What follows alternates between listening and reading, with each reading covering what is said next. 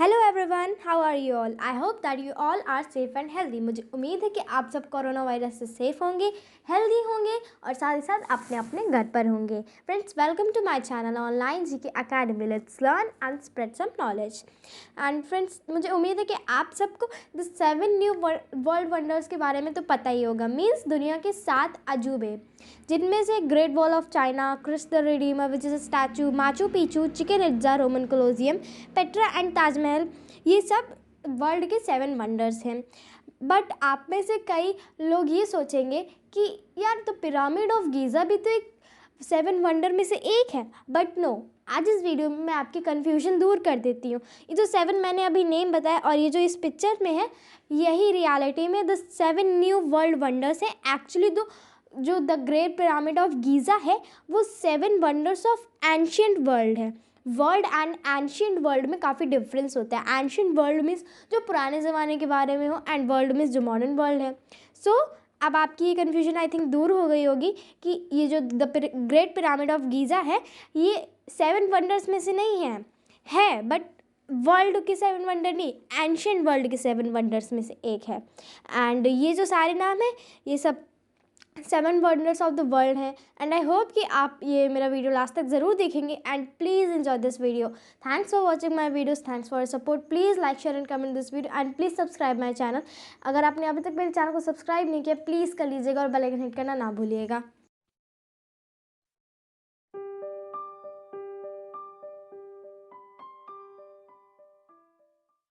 सो आइए फ्रेंड्स, फटाफट वीडियो को आगे बढ़ाते हैं। हमारा फर्स्ट वंडर है the great wall of China. इसका नाम आपने सुना होगा। इसको हिंदी में चीन की महान दीवार कहा जाता है, जैसा कि आप देख सकते हैं। और इसके नाम से ही पता चलता है कि ये चाइना में लोकेटेड है। एंड इट्स साइज इज़, और you can say length is 21,196 kilometres with official name of great wall. इसका ऑफिशियल नेम ग्रेट वॉल है और इसका जो टाइप है वो कल्चरल टाइप है। And is was designated in 1987 means इस it was named, or you can say namit, namankit, anything you can say. It was designated in 1987. And if we will talk about the builder, so he was emperor Qin Shi Huang and he was the first emperor of China. ये China के पहले emperor थे and it was constructed in the 7th BC until 1878 in Qing dynasty. इसका ये जो रचना थी Qing dynasty में तक की गई थी 7th BC में 1878 तक। नेक्स्ट पर बढ़ते हैं क्रिस्ट द रिडीमर। ये actually Christ the Redeemer Jesus Christ का एक स्टैचू है जो कि काफ़ी सारे इम्पॉर्टेंट मटेरियल से बना है। और इसकी जो लोकेशन है वो रियो डी जैनियरो ब्राज़ील में है। इसके क्रिएटर पॉल लैंडोव्स्की हैं and it was build by engineer Heitor da Silva Costa with collaboration with Albert Caquot गियोर्गी लियोनेड। और ये इसको संरचना की थी engineer Heitor da Silva Costa ने और उनके साथ ही ये थे। And the material used in the statue was soap stone. इस स्टैचू को बनाने में सोप स्टोन यूज़ किया गया था। एंड इट्स विड्थ इज़, इसकी जो चौड़ाई है वो 28 मीटर्स मीन्स 92 फीट है with the height of 30 metre means 98 feet. इसकी हाइट 98 फीट है with the weight of 635 metric tons. And the facts, important facts is that it is the Art Deco statue of Jesus Christ. ये जो Jesus Christ है जो कि Christians के God हैं, उनका आर्ट डेको स्टैचू है जो कि ब्राज़ील में है। And it's work was completed on 12 अक्टूबर 1931। इसका जो वर्क था वो 12 अक्टूबर 1931 के दिन कंप्लीट हुआ था। And it was कंसिक्रेटेड on 12 October 2006।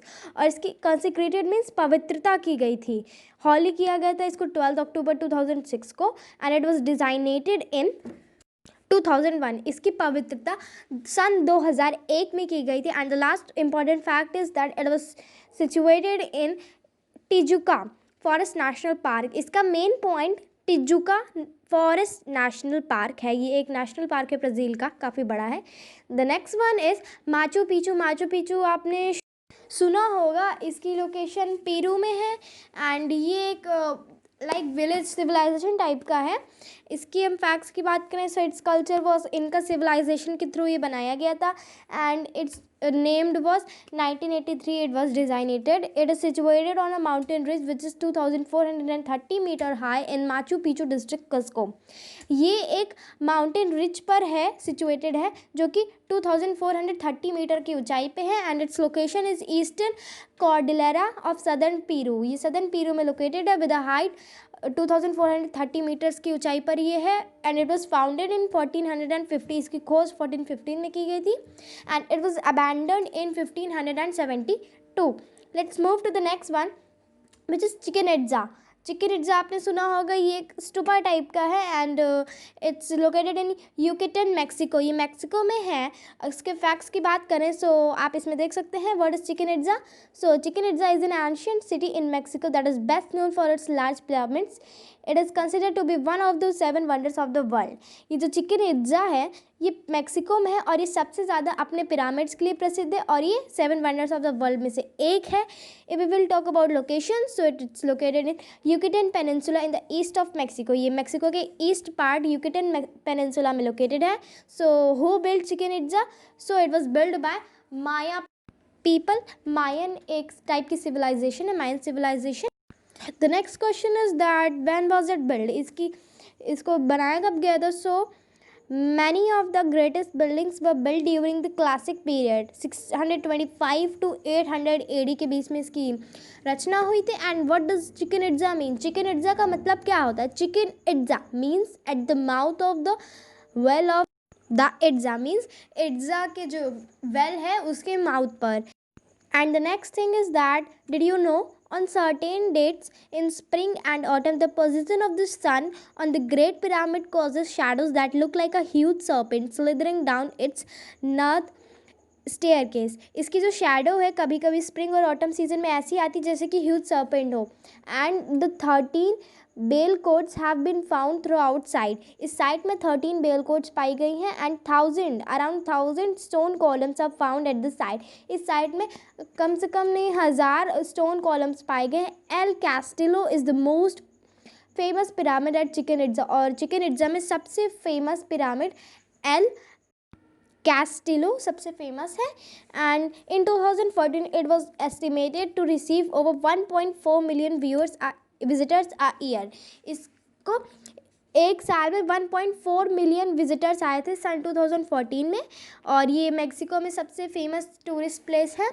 And इसकी जो मेन पिरामिड्स हैं उसमें जो बीच की जो सीढ़ियाँ हैं सेंटर की वो टोटली 365 है according to the 365 days of the year. और इसकी जो साइड्स की हैं वो टोटली 91 स्टेप्स हैं. And then it is also the new 7 wonders. The next one is the Roman Colosseum. Roman Colosseum इससे पता चलता है कि ये रोम की जगह में है and it's type of amphitheatre and the location is centre of the city Rome Italy. ये रोम के सेंटर में है जो कि इटाली में है. And the material used was travertine limestone tough brick paste concrete. इसको बनाने में ये कुछ रिस्पेक्टिव मटेरियल्स यूज़ किए गए थे, limestone tough brick paste concrete and travertine. The next fact is that the 3 emperors that were the patrons of this work was together known as Flavian dynasty. Means इसकी जो रचना की गई थी इसकी रचना 3 सम्राट ने मिलकर की थी, अलग अलग जगह के 3 एम्परर्स ने मिलकर. और वो एक साथ एक ग्रुप थे और उस ग्रुप को वो लोग कहते थे फैल्वियन डायनेस्टी, उसका ग्रुप का नाम था. And so it was named Flavian amphitheatre. और इसी वजह से इस एम्फी थिएटर का नाम फैल्वियन एम्फी थिएटर पड़ा. And the Colosseum had an average of 65,000 audience. इस कोलोजियम में 65,000 पीपल की बैठने की कैपेसिटी थी और ये काफ़ी बड़ा, it's very large. The next fact is that it was constructed under Vespasian emperor. इसकी जो रचना की गई थी means it was constructed under Vespasian सम्राट की और रहते हुए इसकी कंस्ट्रक्शन किया गया था. And it's work was completed under AD 80. The next is that during its history it has been estimated that over 5 lakh people and over 1 million animals were killed at the Colosseum. Means इतिहास का माना जाए सो Colosseum में totally अब तक 5 लाख लोग and over 1 million animals की death हुई है. And the next fact is that it is the largest ancient amphi theatre in the world.